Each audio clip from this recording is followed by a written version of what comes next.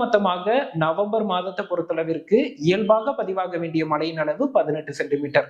இந்த ஆண்டு நாம் எதிர்பார்ப்பது இயல்புக்கு அதிகமான மழைப்பொழிவு 22 முதல் 25 சென்டிமீட்டர் வரைக்கும் நவம்பர் மாதத்தில் மட்டும்.